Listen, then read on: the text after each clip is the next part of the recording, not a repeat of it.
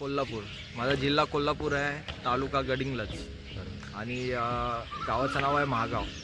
म्हणजे आता हे चालूच आहे की आता ह्याच्या पाठीमागे महिन्यात लावावं लागते. अच्छा. नमस्कार मंडळी, कोल्हापूर सिरीजच्या या पहिल्या ब्लॉगमध्ये तुमचं स्वागत आहे. संध्याकाळी 7:30ची बस पकडून आम्ही निघालो कोल्हापूर महागावला. कोल्हापूरला जायचे कारण म्हणजे गौरवच्या घराची पूजा. मी आणि माझा मित्र निशान आम्ही निघालो कोल्हापूरला. सकाळी 7:30ला आम्ही महागावला पोहोचलो. जर्नी एकदम आरामदायी होती. गोल्डन क्वाड्रिलेटरल नॅशनल हायवे असल्यामुळे कसलीच टेन्शन. मित्रांनो, आपण गौरवच्या गावी आलोत आणि कोल्हापूरमध्ये महागाव आहे, त्याचं गाव आहे. पाठी तुम्ही बघू शकता कसा नजारा आहे आणि हा गौरव आहे. गौरव, जरा तुझ्या गावाबद्दल शॉर्टमध्ये सांग कसं काय आणि कोणते कोणते स्पॉट्स आहे जिथे आपण फिरू शकतो तुझ्या गावावर.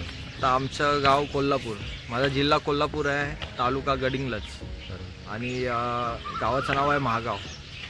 तर आमच्या गावाचे खास बात आकर्षित अशी एक आहे की आमच्या तलावामध्ये गणपतीचं मंदिर आहे आणि ही गोष्ट आकर्षित केली जाते. जे श्रद्धाळू असतात, जे त्यांचं देवावर श्रद्धा आहे, त्यांच्यासाठी एक ती खास बात आहे. आमची कुलदेवी इथे महाकाली देवी. बरोबर. आणि कोल्हापूरमध्ये फिरायचं झालं तर ज्योतिबा मंदिर आहे, आमचं कुलदैवत आहे. आणि महालक्ष्मीचं मंदिर आहे. बरोबर. आणि आदमापुरात बाळूमामाचं मंदिर आहे. बरोबर. आणि मला एक सांग की आता सगळ्यांना तर देवीचं मंदिर माहितीच आहे, फेमस आहे कोल्हापूरचं महालक्ष्मी मंदिर, पण ज्योतिबा पण. आणि बाळूमामाच्या मंदिराबाबत थोडं सांग की नक्की तिथे काय आहे, समाधी आहे? बाळूमामाची तिथे समाधी आहे. आता आदमापूर गाव आहे, त्या आदमापुरात आपण म्हणजे बाळूमामाची समाधी, आपण जाऊच तिथे दर्शनाला तिकडे एकदा, म्हणजे सगळे असे देव करत आपण तिथे भेट देऊ, एकदा दर्शन घेऊ. आणि जर तुम्हाला म्हणजे देवाचे स्थळ सोडून बाकी असं काय फिरायचं असेल तर तिथे आमच्या इथे रंकाळा तलाव आहे. म्हणजे तुम्हाला मुंबईला कशी चौपाटीची म्हणजे वाईब देणार तुम्हाला, तिकडे रंकाळा तलाव आहे. ओके. आणि कनेरी मठ आहे. कनेरी मठमध्ये असे जिवंत असे तुम्हाला पुतळे तिथे बघायला भेटणार.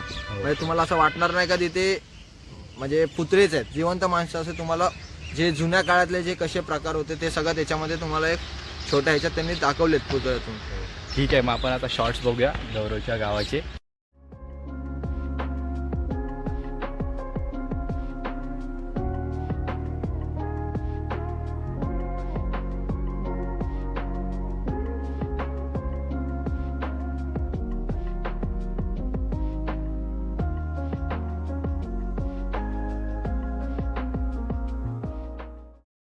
थोडं रिलॅक्स होऊन महालक्ष्मी मंदिर मध्यभागी असलेले व ताज्या फळभाज्यांसाठी प्रसिद्ध असलेल्या अशा गडिंग्लज मार्केटमध्ये आम्ही निघालो. या मार्केटमध्ये आम्ही ताज्या फळभाज्यांची खरेदी केली व इथे असलेल्या महालक्ष्मी मंदिराला आम्ही भेट दिली. या मंदिराचं वैशिष्ट्य असं की सुंदर असं कळस व त्यावर असलेला भगवा झेंडा. गडिंग्लज मार्केटमध्ये असलेल्या या महालक्ष्मी मंदिराचं वैशिष्ट्य असं, या मंदिराचं असलेलं सुंदर असं कळस व सभोवतालचा परिसर. तुम्ही तुमच्या आवडत्या फळभाज्या घेताना या मंदिराला नक्की भेट द्या. या मंदिराच्या सभोवतालचा परिसर एकदम मंत्रमुग्ध करणारा आहे व संध्याकाळच्या वेळेस या मंदिराचं कळस एकदम सुवर्ण असं चमकतं. मार्केटमधून वाट काढत आम्ही निघालो आमच्या घराकडे. रस्त्यातच आम्हाला एक शेती करत असलेले काका दिसले. त्यांच्या मळ्याला आम्ही भेट दिली व त्यांनी थोडी शेतीबाबत आम्हाला माहिती दिली.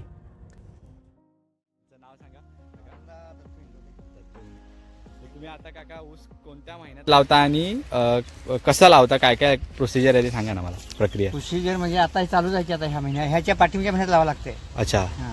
ते आता वातावरणामुळे होऊन जाईल. वातावरणामुळे चालतंय आता.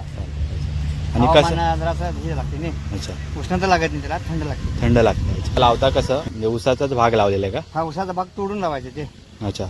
एक ऊस तोडायचा आणि लावायचं. आणि दरवर्षी घेता जमिनीतून की आता लावलेलं हे 3 वर्षी खंती लावायची, लावू शकतो? आणि परत मग 3 वर्षी झाल्यानंतर आणि काढायची. मग मधल्या वेळेत काय कोणतं पीक लावता?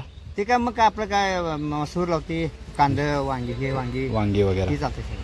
अच्छा. तुम्ही हे म्हणजे व्यवसायाचा व्यवसायाचं आहे? त्याच्यात तसं टोकन द्यायचं होता, मसूर टोकन द्यायचं. सगळे आता इथून कुठे प्रोसेसला देणार प्रक्रिया करायला?